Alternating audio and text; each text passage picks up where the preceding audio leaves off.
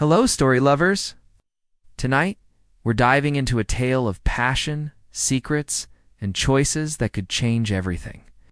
Hearts will be broken, love will be tested, and every twist will leave you on the edge of your seat. Comment below where you're watching from, and if this story moves you, hit like, subscribe, share it with someone who loves a powerful love story, and tap the bell so you never miss the next thrilling chapter. Ready? Let's begin. The rain hammered against the windshield like bullets as Elena Martinez gripped the steering wheel, her knuckles white against the black leather. The highway stretched endlessly ahead, blurred by water and tears she refused to acknowledge. Days. That's how long her mother had been missing from the care facility, and the police had finally called off the active search. Another dead end, she whispered to herself. Turning off the radio that had been broadcasting the same useless updates for hours, the headlights cut through the darkness, illuminating nothing but empty asphalt and her own mounting desperation. She had driven every back road in 3 counties, checked every shelter, every hospital. Her mother lost somewhere in the fog of Alzheimer's, could be anywhere, could be dead. The impact came without warning. A figure stumbled into her headlights, arms raised defensively. Elena slammed the brakes, but the wet road betrayed her. The car skidded sideways, its tires screaming against asphalt before coming to rest against a guardrail with a sickening crunch of metal. Steam rose from the crumpled hood as Elena sat frozen, her heart hammering against her ribs. Right through the spider-webbed passenger window, she saw him. A man in a torn jacket, blood streaming from a cut above his eye, staring at her with the kind of hollow desperation she recognized in her own mirror. "Are you hurt?" she called out, stumbling from the car on shaking legs. He wiped blood from his face with the back of his hand, leaving a crimson streak across pale skin. "I should be asking you that. I walked right into traffic like an idiot." "What were you doing out here? It's past midnight, looking for someone." His voice was rough, raw with exhaustion. The same. They stood there in the rain, 2 strangers bound by collision and shared loss, until he stepped closer. In the harsh glow of her damaged headlights, she could see his face clearly, dark hair plastered to his forehead, green eyes that held depths. Of pain she recognized, a mouth set in a grim line that spoke of too many sleepless nights. "I'm Marcus," he said, extending a hand stained with his own blood. "Elena." She took his hand, feeling the warmth of his skin against the cold night. "Who are you looking for?" "My sister. She disappeared 3 weeks ago with everything I had." Left in the world, his jaw tightened. "What about you?" "My mother. She has Alzheimer's. The facility lost her somehow, and now—" Elena's voice broke, despite her best efforts. "Now she's out there somewhere, confused and scared, and I can't find her." Marcus studied her face with an intensity that made her breath catch. "You look like hell, thanks. You're not exactly fresh-faced yourself." A ghost of a smile crossed his lips. "Fair enough. Look, my truck is about a mile up the road. Let me drive you somewhere safe, and we can call for a tow. I don't know you." "No, but we both know what it's like to lose someone we love, to people who don't give a damn about anyone but themselves." Something in his voice made her pause. There was anger there, yes, but underneath it was a pain so deep it resonated with her own. She looked at her destroyed car, at the empty road stretching in both directions, at this stranger, who had literally crashed into her life at her lowest moment. "One condition," she said finally. "Tell me what your sister did." Expression darkened, and when he spoke, his voice carried the weight of betrayal that cut bone deep. "She stole $250,000 from our family's trust fund and disappeared, leaving our grandfather to die alone in a care facility he couldn't afford anymore." He paused, rain streaming down his face like tears. The funeral was last. Tuesday, she didn't even bother to show up. Lena felt something shift inside her chest, a recognition that went beyond sympathy. "I'm sorry. Don't be." "Agree. Because people like that, people who abandon the ones who need them most, they deserve everything that's coming to them." The way he said it, with such quiet certainty, sent a chill down Elena's spine that had nothing to do with the rain. "But—" As she looked into his eyes, she saw something that terrified and thrilled her in equal measure. Marcus's truck smelled like coffee and determination. The dashboard covered with maps marked in red ink, photographs pinned to the sun visors, and a laptop displaying financial records that made Elena's stomach turn. They'd been driving for 2 hours, following a lead about his sister's last known location, when Elena's phone rang. "This is Detective Morrison. We found your mother." Elena's hand trembled as she gripped the phone. "Is she okay?" "She's alive, but she's in rough shape. Someone found her in a motel parking lot about 60 miles east of your location. She's at County General now." Marcus was already changing lanes, heading toward the hospital before Elena even gave him the address. She caught his eye and mouthed, "Thank you," but he was already focused on the road ahead, jaw set with the same intensity he'd shown when talking about his sister. "There's something else," Detective Morrison continued. "The motel clerk says she was dropped off there by a woman matching your sister's description. Did you know Carmen was in the area?" Elena's blood turned to ice. "That's impossible. Carmen is in Denver taking care of Mom. She's been sending me updates every day." "Ma'am, I think you need to prepare yourself for some difficult conversations." The line went dead, leaving Elena staring at her phone in disbelief. His expression unreadable.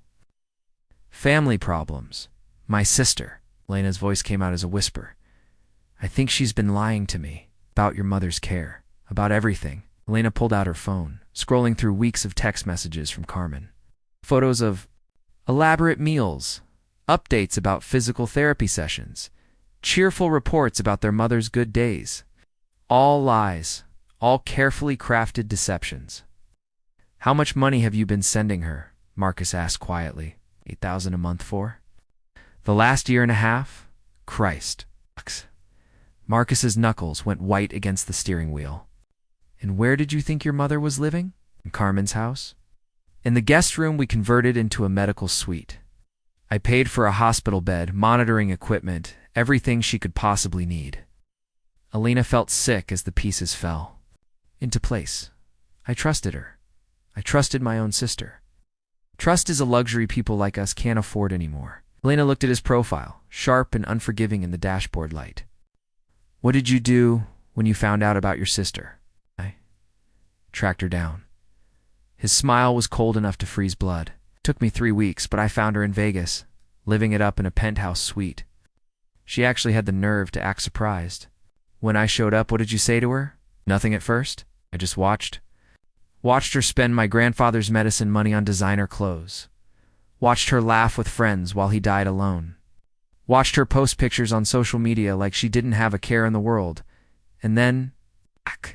Marcus pulled into the hospital parking lot, the engine ticking as it cooled.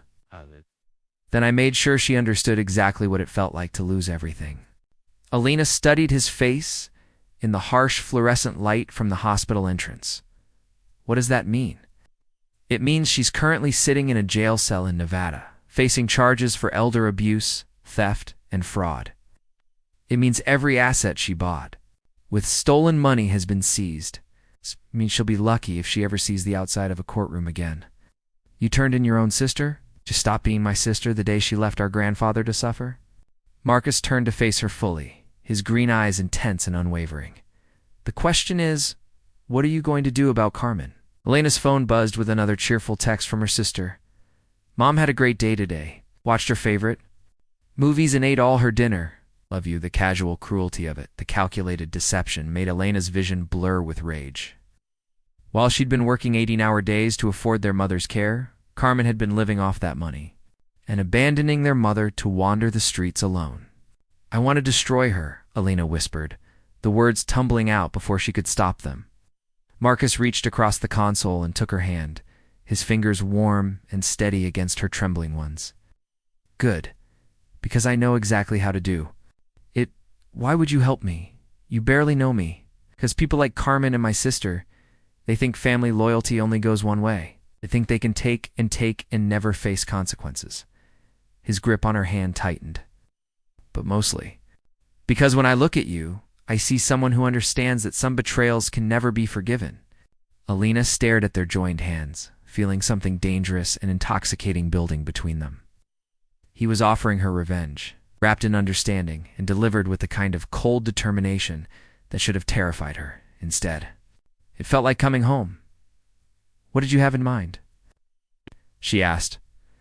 Marcus smiled, and Elena realized with a thrill of fear and excitement that she was about to cross a line she could never uncross.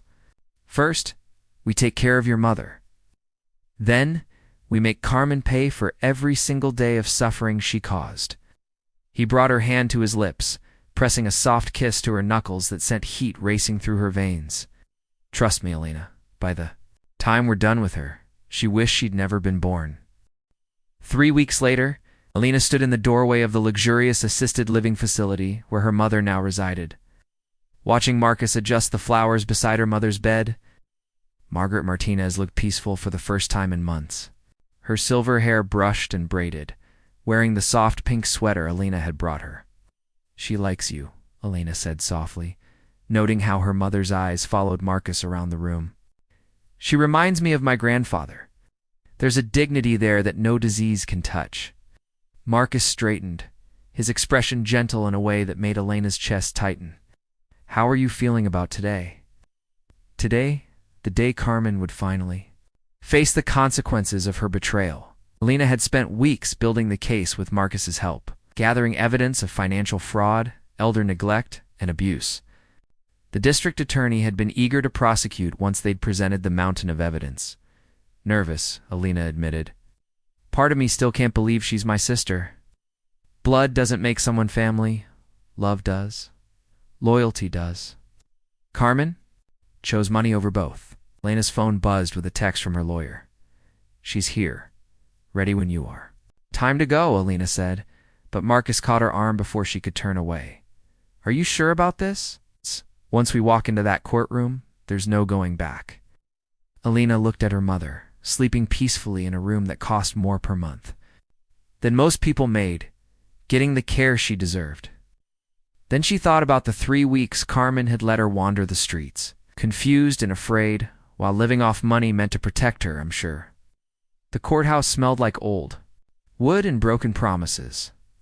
Elena spotted Carmen immediately, sitting at the defendant's table in an expensive suit that had probably been purchased with their mother's care money. Her sister looked smaller than Elena remembered, diminished by the weight of her crimes finally. Catching up with her, Carmen turned when Elena entered, and for a moment Elena saw genuine remorse flicker across her face. But then Carmen's lawyer whispered something in her ear, and the mask slipped back into place. "Elena," Carmen said as they passed each other in the hallway during a recess. "Please, can we talk?" "I can explain everything." "Explain what?" "You abandoned our mother?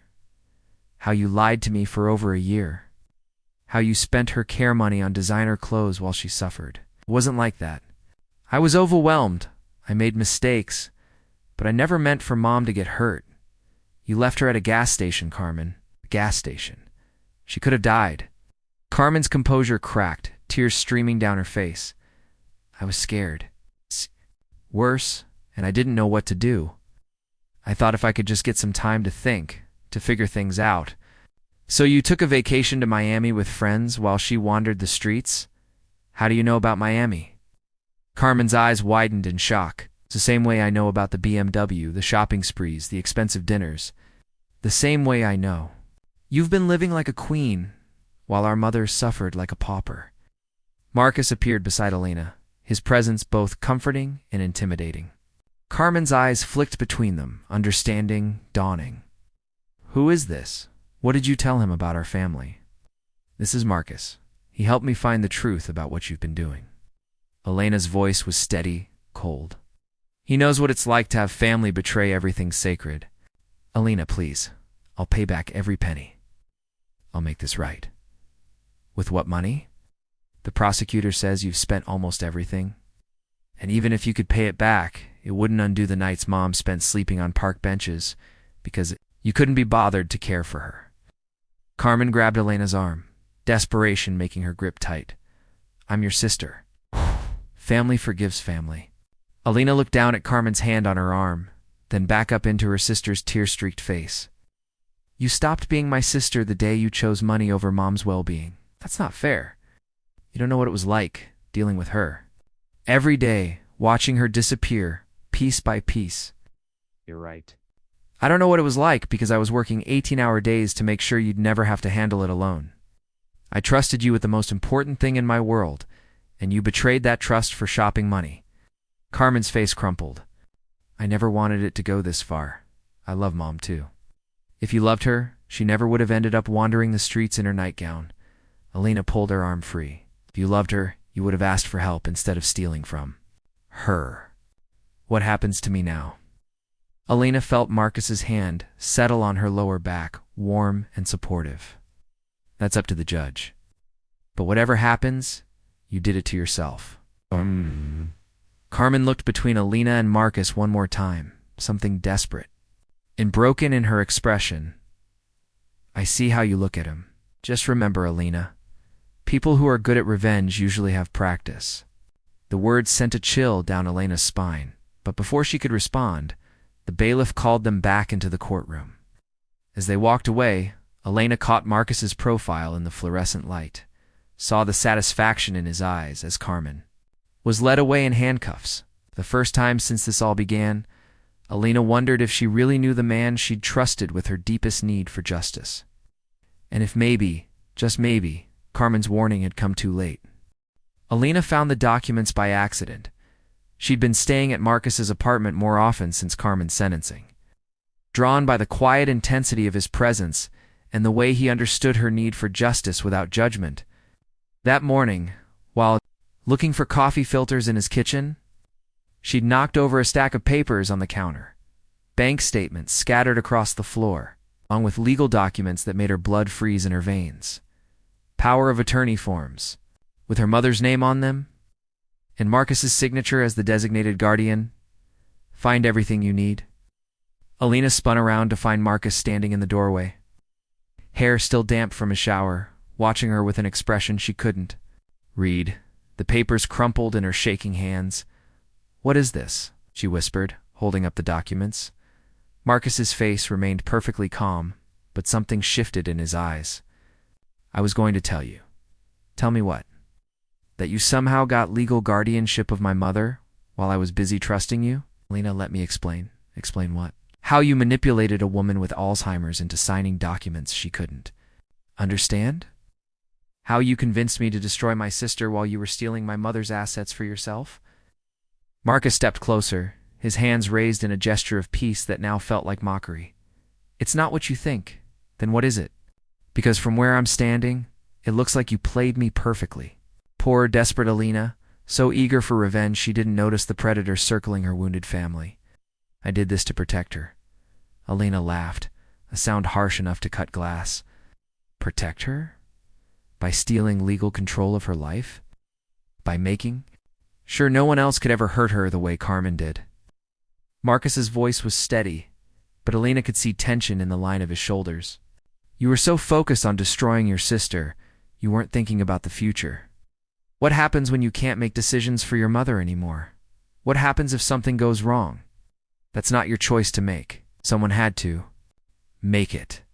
You were drowning in guilt and rage, and your mother needed someone thinking clearly. Elena stared at him, seeing him truly for the first time since their collision on that rain-soaked highway. The careful way he'd inserted himself into her life, the perfect understanding of her pain, the expert manipulation of her desire for justice. This was never about helping me, was it? It was about access to my mother's assets. No, the word came out sharp, almost desperate. Elena, I would never hurt you or your mother. Then why didn't you tell me about the guardianship papers? Before she signed them? Marcus was quiet for a long moment, and in that silence, Elena heard her answer. Because you knew I would never agree to it. My God. Her voice was barely a whisper. You knew I would see through you if you gave me time to think. I knew you would let your pride get in the way of doing what's best for Margaret. Her name's Mom. And what's best for her is being protected by her daughter, not by some stranger who lied his way into our lives. I'm not a stranger anymore. Marcus stepped closer, and Elena caught the scent of his cologne, the same one that had comforted her through sleepless nights, planning Carmen's downfall. We've been through too much together for that. Have we? Or have you just been very good at making me think we have? Marcus's composure finally cracked, and Elena saw something raw and desperate flash across his face. Everything I felt for you was real. Everything between us was real, including the part where you used my grief to steal my mother's legal guardianship. I was trying to protect you both. From what? From me. The words hung between them like a knife blade, sharp and dangerous. Elena felt something cold settle in her stomach. What does that mean? Marcus ran a hand through his hair, suddenly looking older than his years. My sister? The one I told you about? Oh. She didn't steal from our grandfather. Elena's world tilted sideways. What? She tried to stop me from moving him to a cheaper facility when his money ran out. She threatened to expose what I was doing with his trust fund, so I framed her for theft and had her arrested. The coffee mug slipped from Elena's fingers, shattering against the kitchen floor in a sound that seemed to echo forever. My grandfather died alone because I chose his money over his comfort. My sister is in prison because she tried to protect him from me. Marcus's voice was hollow, empty of everything except truth. I convinced myself it was justice because they both stood in the way of what I wanted. Elena backed away from him, her heart hammering against her ribs. You lied about everything, not about loving you. You don't know what love is. You only know how to take things from people who trust you. Marcus reached for her, but Elena flinched away from his touch. Elena, please, let me make this right. How? By giving me back legal control of my mother? By letting your innocent sister out of prison? By bringing your grandfather back from the dead? I can't undo what I've done, but I can make sure your mother is protected. That's what the guardianship is really about. Making sure she has everything she needs, no matter what happens to either of us. Elena stared at him, seeing the truth. In his eyes, alongside the manipulation, he did care about her mother. He probably did love her, in whatever twisted way he was capable of love. But he was also a man who had sent his own sister to prison for trying to do the right thing. Out, she whispered. Elena, get out. And if you ever come near me or my mother again, I'll make sure you end up in the same place as your sister and mine. Marcus studied her face for a long moment, and Elena saw him weighing his options, calculating his next move. Even now, even caught in his web of lies, he was still strategizing. The guardianship papers are legal, he said finally. Even if you expose me, that won't change. Elena smiled. She realized with a shock that it felt exactly like Marcus's smile had looked that first night. Cold, calculating, dangerous. No, she said softly. What? But I can make your life very interesting while I figure out how to undo what you've done. Marcus's eyes widened as he recognized something in her expression, something he had helped create through weeks of teaching her about revenge and justice and making people pay for their betrayals. He had turned her into someone just like him, and now she was going to use everything he'd taught her to destroy him.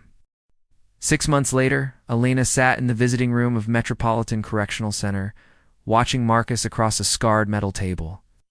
He looked thinner than she remembered, the sharp angles of his face more pronounced, his green eyes holding a weariness that went bone deep. You came, he said, his voice rough from disuse. I almost didn't. Elena had spent those 6 months unraveling every lie Marcus had told her, every manipulation he'd used to gain her trust. The evidence had been damning enough to not only free his sister Rebecca from prison, but to send him there in her place. All right. Fraud, elder abuse, perjury, conspiracy. The list of charges had been extensive and satisfying. How is your mother? Better. Rebecca has been helping me care for her. Turns out your sister is exactly who you said she was, just not for the reasons you claimed. Marcus flinched at that, and Elena felt a familiar twist of satisfaction. Even now, even after everything, she still enjoyed watching him suffer. Rebecca told me what really happened with your grandfather, Elena continued. How she tried to protect him from you. How she begged you to let her help pay for his care instead of moving him to that horrible place. I know what I did. Do you? Because I spent months thinking I understood you, thinking we were alike. But we're not, are we, Marcus? I went after Carmen because she hurt the person I loved most. You went after Rebecca because she tried to protect the person who loved you most. Marcus was quiet for a long moment, staring down at his hands.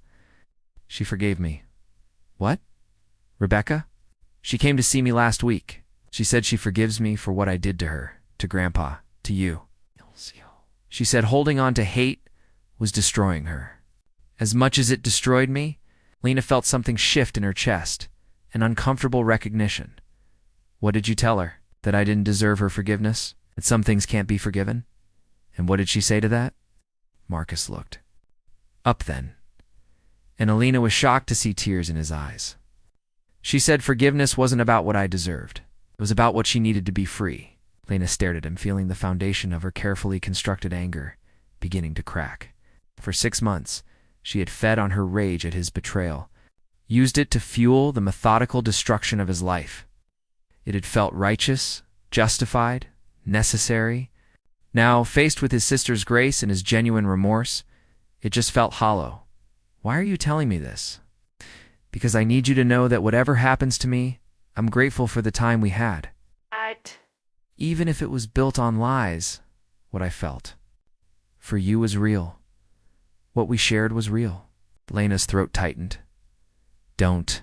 I'm not asking for forgiveness, Elena. I know I don't deserve it.